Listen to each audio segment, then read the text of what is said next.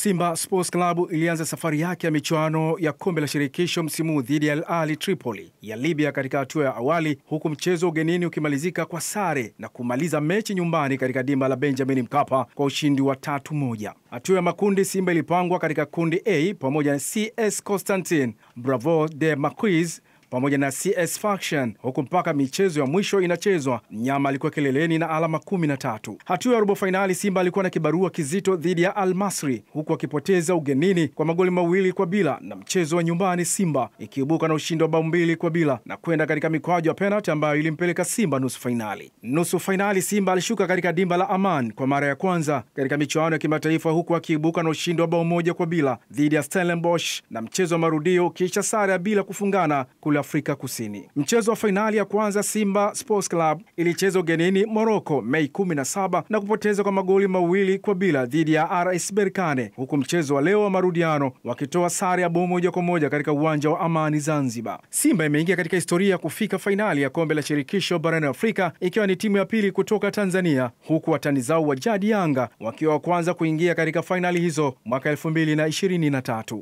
Binafsi nimeyapokea kwa mikono miwili na sina deni na wachezaji wala sina deni na kocha, kwa sababu mpira ni mchezo wa wazi na mpira ni dakika 90 na mpira umeonekana. Mimi binafsi napenda kusema namshukuru Mwenyezi Mungu kwa matokeo tuliyopata.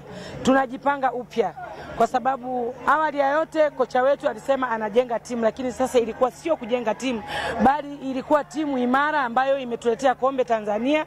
Sema tu ni kwamba bahati haikuwa ya kwetu. Bahati haikuwa ya kwenu, mtajaribu tena wakati mwingine. Asante sana. Na brother, tuambie majina yako, lakini naona umekuwa mnyonge sana. Pole.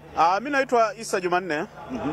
Kwa kweli vijana wamecheza mpira, wametandaza kandanda safi na wameweza kurudisha goli zote mbili. Mimi naamini sema kwa maamuzi ya refarii amempiga kadi Kagoma kutupunguza kasi, lakini hata hivyo boli ilitembea. Wewe mwenyewe nafikiri ulishuhudia.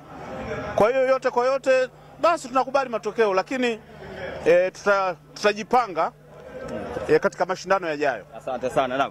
Na Philbert Kabago, yeye ni katibu wa Simba katika mkoa huu wa Mwanza. Awali wakati tunazungumza naye alinitajia kikosi ambacho kile kocha alikipanga. Labda unadhani nini kimechangia kupoteza mchezo huu? Mimi nafikiri kikubwa ambacho kimechangia ni maamuzi ambaye kipindi cha kwanza mwishoni na kipindi cha pili kutoka kwa muamuzi wa kati hayakuwa mazuri sana kwetu sisi.